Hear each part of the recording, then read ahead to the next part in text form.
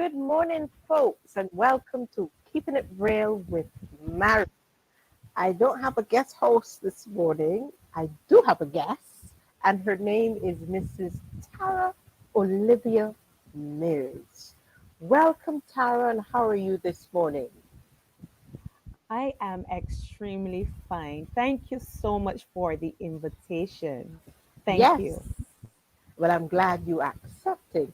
But before we get into our conversation with Tara, I must point out that we have lost one of our stalwarts here in Barbados, and he actually was my former boss, um, Sir Charles Cow Williams, who passed away on Friday evening at Bayview Hospital. We want to extend condolences to him and his family, to his family and the staff of Co-Williams. My dear friend Sharon Carew White, who would have been on the show some time back, is the marketing manager there as well, who last week also lost her father, Mr. Egbert Carew. So it's an unfortunate thing that these two stalwarts, because her father would have been a soldier in his time and he would have traveled the world, um, we want to extend condolences to Sharon as well. She's also the manager of House of Soca, and I'm sure she is surrounded by her entertainers and those who are always around her. It's not a good time to lose your loved ones at this time, and we continue to pray and hold them in our prayers as well, and hope that you know it's having a death in someone's life is not something you get over. People say this is life. You're here today, and there's another time it's gone. But I think with what has happened with COVID, it does not afford many to be, there with them to truly give them that support. You have now to give that support from afar. So it's kind of difficult. So we want all those of us who know of those individuals who would have been around them to keep them and continue to keep them in their prayers. So, without further ado, we know that the show has, we've diverted a bit in some areas with when we have our show. We normally talk about hot topics. We're not The View or Kelly Ripa, but we normally touch on those things pertaining to what's happening in Barbados and what's happening internationally. And something that happened here the other day, I know Mrs. Mears, Tara, would not have been able, if she has, she can put a little pen on it, with regards to Kyle Rittenhouse, the young 18-year-old who was found not guilty on all 5 counts. Um, I knew he was going to get off. His Oscar performance on the podium when he was being cross-examined showed that that was the instigated aspect of him going to get off. I'm not sure if you had the opportunity to hear or see any of that. Did you? I didn't have the opportunity, but I am listening intently to see or to hear what really happened. Well, I think right after the verdict, they started to have um, little riots going on as far as New York. So we know that a lot of people are talking about systematic racism because the jury had 11, I think it was 11, no, sorry, I think it was a 10 juror setup. 9 of them were white and one was African American. So we don't know how the swing went around. It took 26 hours for them to come back with a verdict. So we know that, me personally, I saw it as something that said he would have gotten off one way or the other. He was 17 when the act was committed, and the video showed that he was running around just after the young guy that got shot, that's still paralyzed, in Wisconsin. I don't remember his name. And he didn't look like he was defending himself. He looked like he was just there shooting. And an unlicensed rifle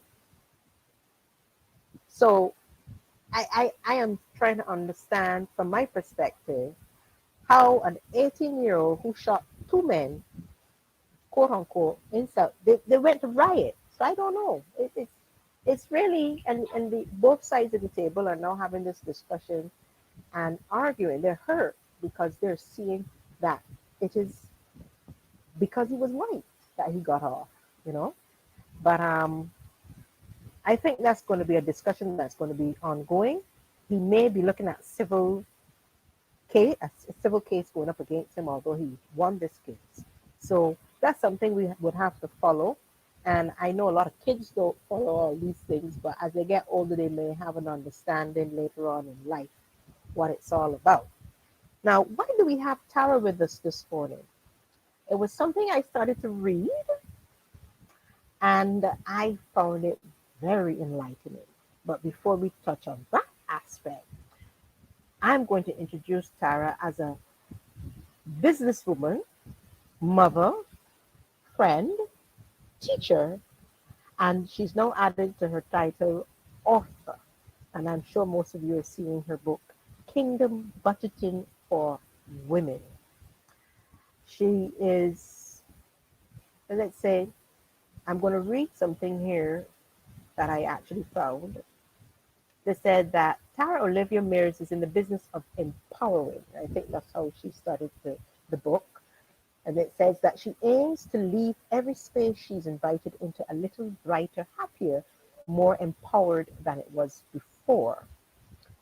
As a trained modern language practitioner, more than 5 years, Tara has directly interacted with Barbadian learners from the ages of 6 to 16.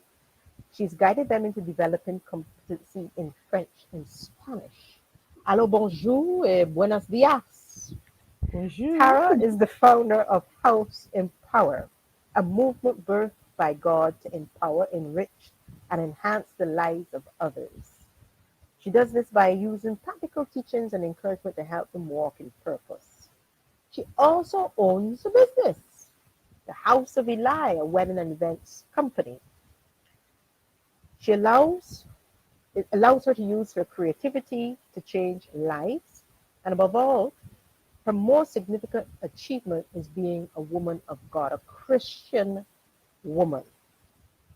She's also a wife to her beloved husband, Renard Mears, and a mother of two beautiful children, Jesse and Jaira. And I understand that your son is right behind you, following into entrepreneurship, and he has his own t-shirt company that's called Jesse's Production. That's a mouthful, Tara. So what I want you to tell me, first off, and that's what our guests normally do, give us a little history of the Tara with the pigtails before we get into your book. Tell us a little bit about yourself in terms of your foundation and your grounding. Well, if we're going to talk about Tara with the pigtails, it was a quiet Tara. I Ooh, but I was always creative. I was always enthusiastic, and I was always doing something with my hands behind the scenes. I am sure my mother could remark of the times I would take up her material because she was a seamstress and I would cut them up and I would be making little things here and there and dolly dress and all those kinds of things. I just love to do things with my hand. So if we're talking about Tara with the pigtails, that was Kara. But that creativity did not waste. I just go muted. I ahead. was having some noise going on outside, but that creativity was not wasted. I continued with that creativity, and then I remember myself in secondary school. I was drawing and doodling little things, and I always wanted to have a shirt line. And eventually, I ended up in teaching, and I said, okay, this didn't look quite like what I wanted, but I really enjoyed teaching, not knowing that God had a plan for me and I would have ended up being the owner of a decor company. And Mm-hmm. with that decor, I have the opportunity, and every day I have the opportunity to share my creativity. I love to be creative. I'm creative as a teacher. I get to plan beautiful lessons for my students with lots of color. My Mm-hmm. son, as you rightly said, he has a t-shirt business. I help with the designs and everything for that. So that was Tara as a small girl. That's what my foundation was like. My foundation was also that of going to Sunday school. Oh, I love church. I don't know if children have the opportunity these days to enjoy the things that we would have done, like going to Sunday school and having that interaction. Um, with others. I for me that was foundational. For me that was the thing that developed good character. And I also wish that children would have that opportunity like we did right now. Yes. Well, I actually did two Sunday schools. So I know what it's like. And as you said, it's a foundation, a grounding foundation where, you're disciplined spiritually as well as emotionally with that foundation. Now, in your coming up in life, you went to, if I'm correct, what primary school did you go to? I attended Sharon Primary School, a small primary school in the country, St. Thomas. Oh Yes, I Lord, that went means you had Sharon. all the ackee trees and the sugar apples, and you don't send And the any my way tamarind and the tamarind. and the jamoons. Woo! But nobody knows what jamu is. You should have brought a picture, a little plum. For just these are listening to us in the UK and stuff, they don't have a clue what jamu is. And Yes. it's purpley. It looks like a little cherry or grape, and they use it to make wine of late. But it's just something that you used to eat. I could taste it now. It ties up the mouth. They Ties up all your it mouth. comes to purple. Yes. Yeah, yeah, yeah. So I know what that is like. So coming from the country, you ended up now at secondary school. Where did you go at secondary school? I then went off to the Commonwealth School after my Oh, primary school experience. well, I also have to conclude on no, good morning. Condolences to you, and I'm not sure if the pilgrim would have been master at the time, but I understand he passed away Um, on the day. no, he wouldn't have been. When I was there, um, Mr. Paris was the principal. But yes, we lost a quite few persons recently. Yeah, It's always very sad to hear about these yes, passings. yes, yes. So I don't know, but he was a stalwart himself within the education system, Mr. Pilgrim. Now, what was school like at Carmere? Because I've got quite a few relatives who went to Carmere, and I have to compete with my school with regards to the experiences and the journey for each individual is always different. So, what was yours like being a Cumbamarian? Well, I should first say when I got the news I was going to the Commonwealth School, I really had no expectation to be headed there or anywhere in particular. I was super excited. I didn't have a lot of background on the Commonwealth Mm-hmm. School or what it would have been like, or the name that Commonwealth School has. I didn't know of it. I just knew I passed to some place and I was excited.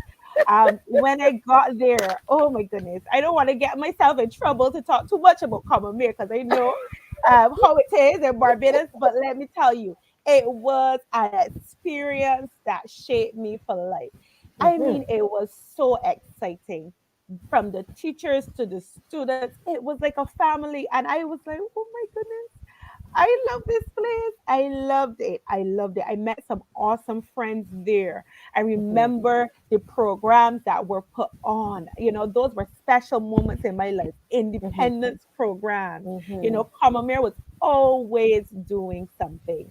When it Mm-hmm. came to Commonwealth Week, I was like, there's a week? Is a week for the school? you know, and you saw past Commonwealths come in and they spoke to us, and it really built something on the inside of you. Let you know what, you can be anything, you can be something. So Yes. my experience at the Commonwealth School was an experience that I would treasure for life. Mm-hmm. Honestly, I'm being honest and true when I say that. And I know that this was and is the experience of many Commonwealths.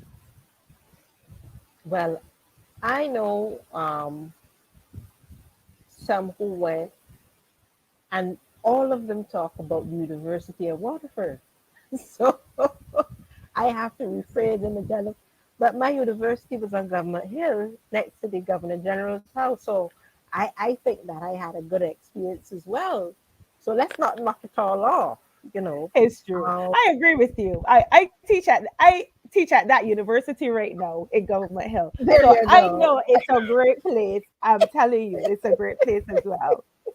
One of the things that, um, well, I asked, the experiences of where you would have come from in light of how people perceive the aspect of an education, your journey would have been different in light that Combermere, quote unquote, was considered an elite school. However, your experience as an individual at the moment says to you that an institution is where you went to and it was there to learn. How would you enlighten children as a teacher now? Well, let me put it as a parent when they pass for a specific school and they may be disappointed they didn't get into the elite school and have gone to a newer school. Now, the word newer means that these are the schools were introduced as shows, the population grew, they needed more schools and stuff like that. They're not going to look at it that way. But how would you interact with that child that you've seen to see, oh, well, I didn't want to go here. I really had my heart set on going. What would you tell them? Having taught at an elite school, having attended an elite school, and I taught other places, I would always say that the only difference between the children at an elite school and the children at what persons may consider as not an elite school is maybe just the support. That's simply what it is. They Mm-hmm. all have potential. I believe Yeah. strongly that God has made every child with a unique set of skills. And Mm-hmm. usually, what happens is every child may not be able to harness that or have someone around them to pull that out or put that into place Yes. in the very beginning. Mm-hmm. And even if sometimes you have persons who can assist you and you have that help, not everybody blooms at the same time. So I would want to tell learners, to tell children, it doesn't matter where you go. I know you heard this before, and I know you've still felt the disappointment, but believe you me, it does not matter where you go. What Right. matters is your position. Mm-hmm. What are you willing to do? Are you going Mm-hmm. to go there and sulk, or are you willing to show up as your best self? Every Mm-hmm. secondary school in Barbados is equipped with trained teachers. It is Right. equipped with resources, and the possibility is still there for every child to succeed. So my advice to children would be to position your mindset that I'm willing to succeed. I may have a challenge, but I'm going to overcome that challenge. I'm going to speak with my teachers. I'm going to say, hey, I have this challenge, maybe reading. I find it hard. And you're going to find that teachers, the majority of teachers in Barbados, they are willing to go over and beyond. How do I know? We buy things for children and we don't get credit for it. We take time, our personal time to reach out to children, and we don't get credit for it because we really want children to succeed, because these children are the ones who are going to change the world. But in addition to that, I would say to parents, your role is so very important. Teachers will Mm-hmm. do their part, your children have to do their part. But I don't want you to not understand the role that you have to play. You are so very important in your child's life. You are the first set of support. Yeah. You need to support them. You need to encourage them. Sometimes it's Mm-hmm. hard. It's hard to understand the technology, especially now that we're online. It's hard to understand the literature, the text, especially if you may not have been exposed to a certain level of education. But that does Mm-hmm. not mean that you can't offer support. How can you offer support? Reach out to teachers. Check your children's book. Make sure that they're sitting down after school for maybe an hour to two doing study and revision. Those Mm-hmm. are things that you can do. Ask them questions. Tell me what you learned today in this subject. Tell me what you learned in that subject. When you do those things and you do those things consistently, you would recognize that your child would improve. You'll be able to find out where they are weak. You'll be able to find out where they may not be doing what they're supposed to be doing, and you'll be able to find out where you need to have conversations with the teachers to get Mm-hmm. that additional support. So Yeah. those would be my words of advice. Yeah, I think the excellent advice from a parent teacher, because let me tell you, it's a troubling aspect for parents today, young and old, to manage this online aspect of school. And speaking on that, when this came about through COVID, the pandemic, what was your thought from a face-to-face experience to the online? Because that would have been quote unquote thrown on the teachers in the aspect that they wanted the education to still continue, but in a different forum, which I know a lot of the older educators themselves were not comfortable to, because they prefer the face to face, and their challenges would have been the use of the computer. Because those who taught for 30 or 40 years ain't looking to go on no computer close to retirement. So, what was your experience when you had to make that change as a teacher? Well, like facing anything new, there was that sense of nervousness. Mm-hmm. You weren't sure what it was going to be like and what the experience would bring. Um, and like anything, there are teething issues. But I would say that the online platform, even though face to face, also has extreme benefits. I would Mm-hmm. also say that the online presented certain opportunities that I, as a creative person, I really love. You were able to bring lessons in such a way that it was able to meet the children's attention. You want to bring lessons that children can connect with. Sometimes in the face to face, it is hard to lug around all the time, maybe with a projector, and you're moving as a teacher, you're moving from one class to the next and up the hill and down the hill and back. But when you are online, you are able to pull from resources. So I love the idea that even though we may return to the face to face, that we're not throwing away the online, because that has benefits as well. Where I would say the deficit is maybe reaching all children. Sometimes because households are so diverse, parents may have to go work and may have to leave a child at home. And sometimes with that, you're not sure what the child is doing. You're not sure if the child is getting through. You're not sure if the child is doing what they're supposed to be doing. And that's where some of the challenges may be. Some could be the devices. I know for a fact that the ministry and as well as Springer has made every opportunity to outfit students with those devices. So I know there may be a hesitancy among parents to get devices, Mm-hmm. but because it can benefit your child, I would say go on, get those devices, because the online does provide an opportunity for your child to flourish in a new way, in a Yeah. new way. Mm-hmm.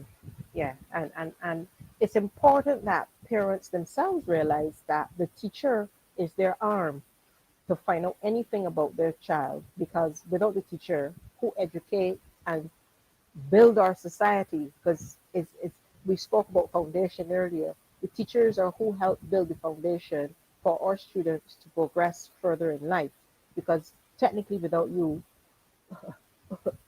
really and truly, we wouldn't have anybody within the society and the community to do what is necessary to spread it all across.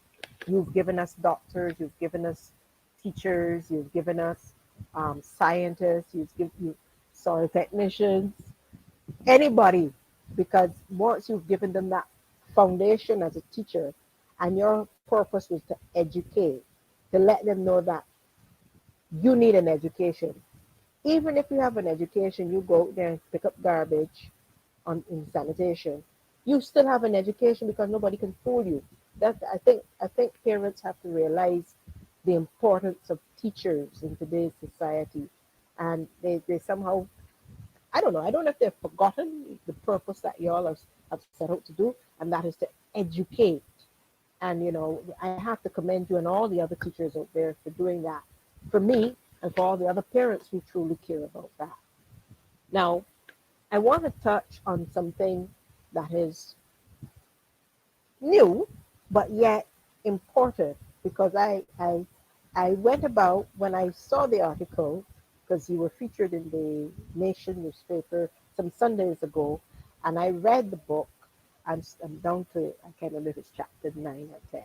However, I found it very enlightening, and I want to find out before I get into the book what brought you to that step because you started a business as well, which is your decor business, and then you sat down and wrote a book. How did you blend those two businesses? Because writing a book is a business, but how did you get decor and author? Well, to be quite honest, the writing of the book was not planned, like totally not planned. I just love how Oh, God does things like that. Like He throws something at you, and you're like, "What?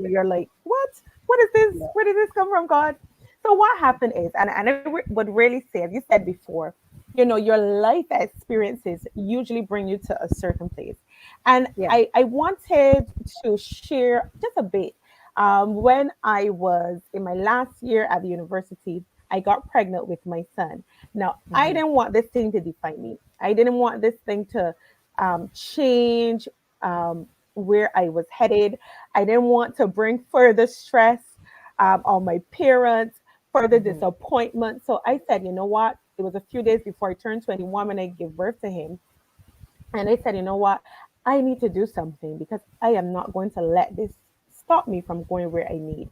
Things can Hmm. happen in life, but I still need to go where I need to go. And so I had a passion fruit vine in the yard. It was growing up and everything. And I purchased some bottles and I made some passion fruit juice. And in Hmm. making that juice, my brother assisted me. He took it on the road, and persons would buy that passion fruit juice, and I was making money. Entrepreneur. I started to make jewelry and I would sell that jewelry. Persons What? would buy that jewelry. I remember I was so excited one day that our late Prime Minister, the Honorable Owen Seymour Arthur, his wife, she came, she bought jewelry from me, and I was like, oh my goodness, this is amazing. But I took that money, I didn't waste it. I didn't do my hair, I didn't do any nails, I didn't do makeup, I didn't do anything. I took care of my son. I bought Pampers, I bought milk, I paid his nursery. That's what I did.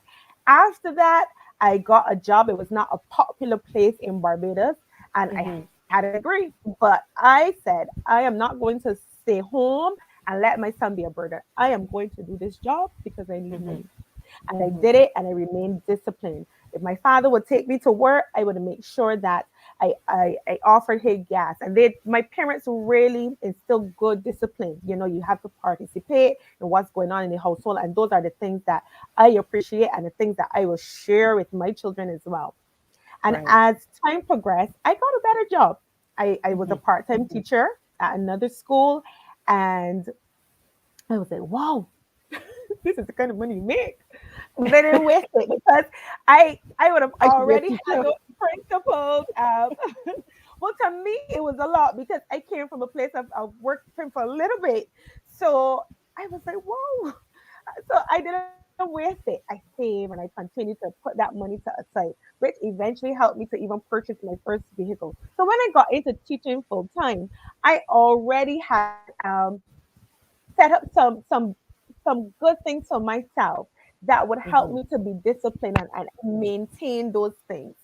And I was at a church and they were talking about they wanted to do a seminar on finances and they had someone they wanted someone to come in and it didn't work out. So I was like, what are we going to do here now? And I said, okay, I could try to fill in the space, but I wasn't the person to talk about finances because I'm a language teacher. That's not my area of expertise per se. I said, Right. okay, I'm going to talk about budgeting because this is something I do. This is something I would have done from the time I had my son all the way up. I didn't waste money. I said, I'm going to talk about it. And when I did that, I recognized that a lot of persons never wrote out a physical budget. Some persons had an idea of what they would do in their head with Mm-hmm. their money, but they never wrote out anything. And I was like, Mhm. okay, but then they're not able to keep track. And then other persons, they felt that they were making too little money to even consider the idea of writing a budget.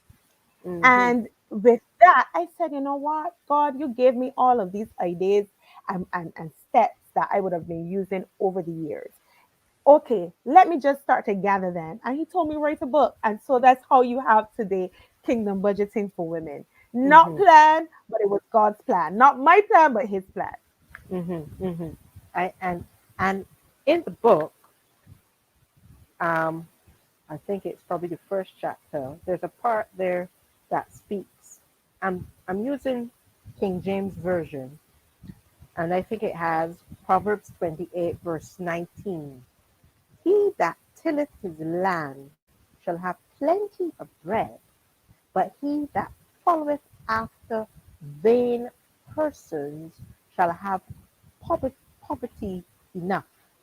So that you use a lot of scripture in your book, which I realized, and persons who are interested in trying to get better in terms of their budget will continue to read because you have laid out examples step by step in the book, which I thought was very, very, very good. And your story, which you alluded to, part of it, is actually in the book. So if anybody really wants to understand how Tara Mears really got to the point where she is, they can actually follow your journey in the book because you're telling it like how you're speaking it to me right now this morning. And I was, I would say, pleased and impressed because you touch on a lot of things, even for me, where you're down on your luck, things aren't looking up, but you can start somewhere. People are now, people say COVID is bad, but COVID is good for some because you are now seeing a lot of small businesses come out of COVID. You're now seeing individuals seeing for themselves that they can work for themselves without having to report and talk to a manager or a supervisor. And then you get hot headed and tell them, the hell with you, I gone. You have to tell yourself that if you're a manager. So the book itself gives you all of these steps and recommendations and suggestions. It's not telling you to do it, but it's just giving you the guidance on the aspect of, okay, you're not working, but you can find something to do. Your example, you were home, you were looking for things to do, you wanted to be able to provide for yourself and your son, make juice. But a friend of mine said one day, we will go to the supermarket and pay $5 for breadfruit when you could pick it off the tree yourself. We have lots of tamarind trees in Barbados. It's a medicinal fruit. A lot of people don't know that. It's a medicinal fruit. But you can pick the tamarind and make tamarind ball, tamarind syrup, all kinds of things with tamarind and sell. Like me, I make bread. I sell bread. So, you know, bread, cheesecake, it's a foundation. We go into the word foundation.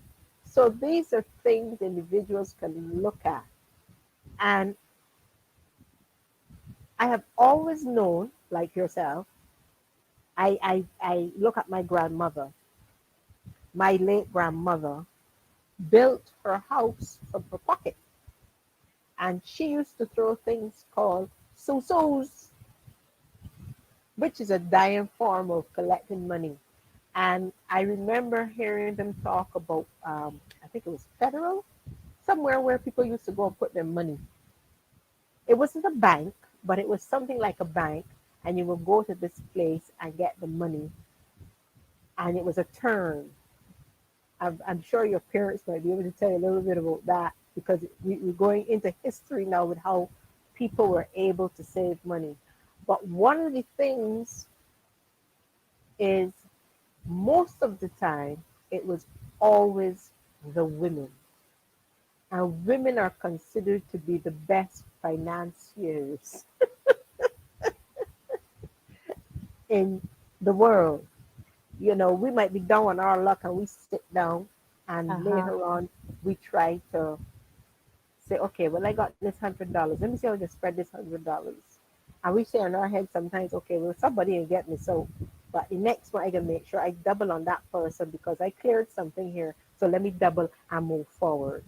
Now, I might be a sucker for not always writing. Your recommendation is to write your budget. My mom as well, she's an accountant, so she always writes it. I should follow that pattern, but I don't always. I usually have it upstairs here in my head what I'm doing and stuff. I like how you laid it out. Now, my question to you would be, since most of what you've written thus far is something most women do, you think you'd change your head into safer men? Well, listen, I really, really, really, really believe that if women grab hold of this, then the men, we can bring along the men. We're bringing them along. We're leaving them because because I, like you said, women have this ability, and I believe it has a lot to do with how God has made us. Yes. Women have this ability to multiply things. And I know not every woman has tapped into that yet.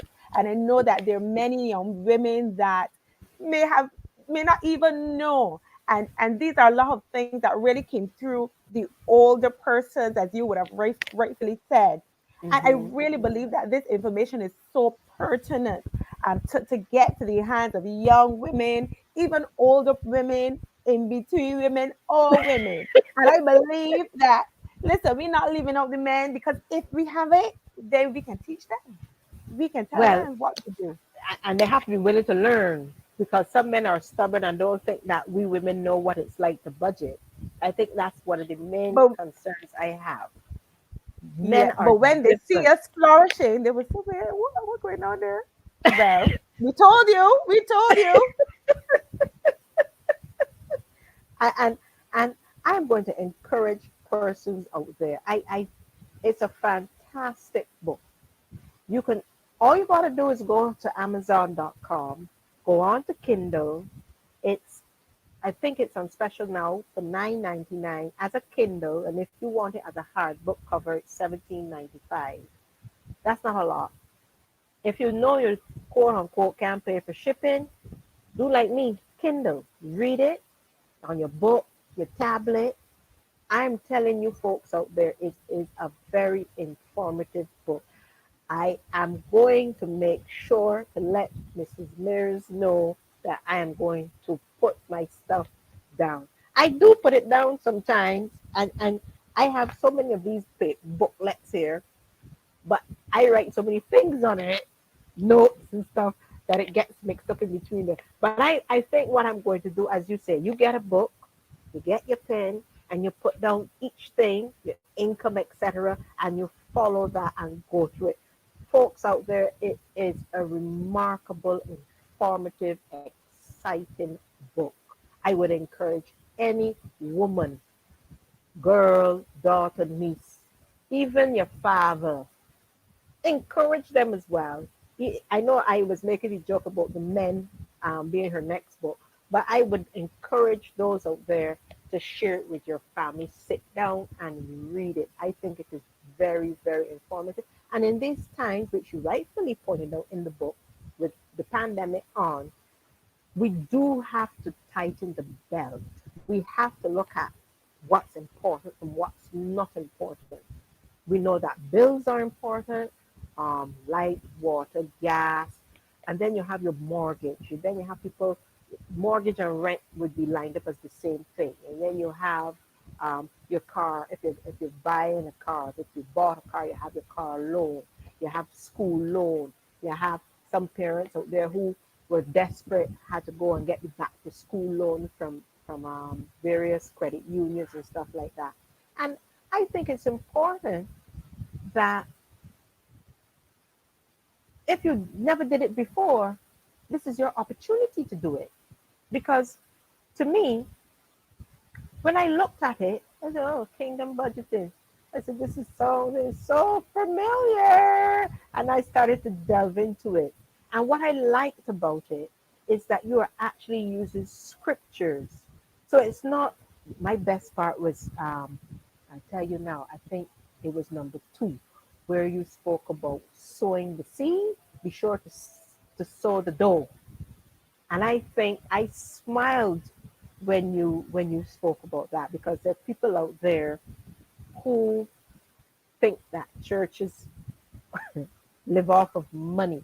They don't understand that tithes are part of um, the church business, and you use tithing to income tax. So I really laughed when you used that example, because I never would have thought to use that to explain to somebody, look, the same way how you could give 10% to the church is the same 10% you give into the income tax, the government, because the government got to do things with it. So your tithes is the same way in the church. You know, I thought it was lovely, really, really lovely. And I commend you, not just as the author of the book, but as an individual who saw it, felt it, and wanted to share it with others out there. It's very, very important that you were able to share that. And I'm hoping that Mrs. Maxwell, who was my head girl, would afford you the opportunity to have like little seminars with that, because we spoke about foundation. And if you can use that as a book in school to teach not only the young ladies, but the young men the importance of budgeting from early, they would not see the want of hair and eyelash and lipstick and booty, breasts, nails. They would see that as an after want instead of a need. And teachers and parents like yourself, don't get me wrong, y'all are struggling. And I know everybody is struggling. But at the same time, you are enlightening and giving somebody a light at the end of the tunnel. And I think that's what the realization of your book really is about. You wanted to share that passionately to let people see, listen, everybody got it rough. But let me give you the stepping stone to start. And I think that's commendable for you, Tara. It's truly commendable. And at this time, I want to really let you know, as one of our guests, you will have your own star. We don't highlight you just for highlighting sake. You're going to have a star on our page. And that star shows your contribution and continued contribution to society as a teacher, as well as a mentor for many. I would ask that the Almighty grant you many, many flourishing aspects along your journey of life. And I pray that, you continue to be successful. I know that as a teacher, you have a passion, not just to teach, but to mold your students as well. I don't know if you wanted to add anything before we go. I just wanted to say thank you for the opportunity to come on this platform to talk about the book.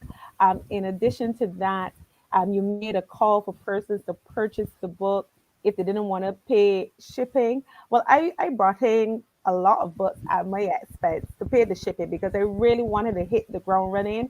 I've been giving away books, persons have been purchasing books. So if persons wanted to contact me, feel free to do so if you're in Barbados. Yes, And my number is I share my number publicly. Maybe I may regret it after, but I don't mind. 845-3825, 845-3825. But really, I wanted to end off by saying, really, for me, this is a work of God, from God. I want to see lives impacted. I always tell people if you can financially fit it and you can purchase a book for someone who can't, because we know of those persons who can't afford a book. We know of those persons who may be struggling, who may have a big household to feed. And if you can purchase them a book and you know they'll benefit from what is in the book, then do so. I really believe that this is the heart of God for this season. Again, I want to say a big thank you. I am so appreciative. for your support, for your kind words, and for the opportunity. No problem. And I'm sure that those who are watching today are going to be clicking. The ones who are not familiar with the Amazon will be clicking now to try to get that book because it is an excellent book. And it's called Kingdom Budgeting for Women, written by Tara Olivia Mills. Available on Amazon.com through Kindle, 9.99. 9.99. When I finish with my I think I could. I don't know how you do it. I will learn, but I think I can share it with somebody. However you do it, I would try to know how to do it. Um, and as you said, it's available here in Barbados. Is it available in the bookstores as well, or only from you? Only from me at this time. Only from me at Okay. this time. And I would suggest that you actually take a copy to the Barbados National Library. They would actually put it, I think they actually buy it from you and they would put it on their shelves for you. Um, I know that from a friend, as I said, um, privately in the background, that you know that there are some persons out there who wanted something Barbados, they're always willing to put it there for you. So, folks, we don't want to forget those who passed. We have Mr. Pilgrim, the former principal of Commonwealth, the late Sir Charles Carl Williams, and Mr. Egbert Carew. Remember those families in your prayers.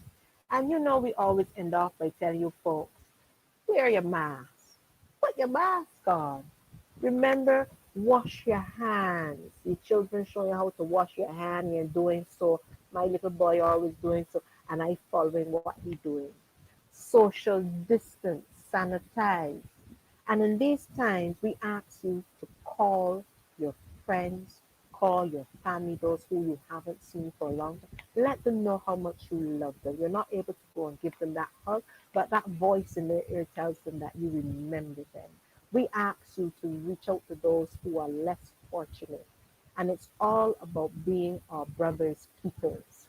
And something that touched me with Tara, and I always do a little devotional, and it talks about finding your ministry. A man's gift makes room for him and brings him before great men. Proverbs 18, verse 16. I think that befits Tara because she is still ministering while she teaches. And I want those folks out there to remember that with Marie, we're always keeping it real. Visit our Facebook page, go to YouTube, hit the link, like, subscribe so you remember to be notified for the show. Have a beautiful day, and folks, see you next week. And remember, it's all about keeping it real. Bye bye.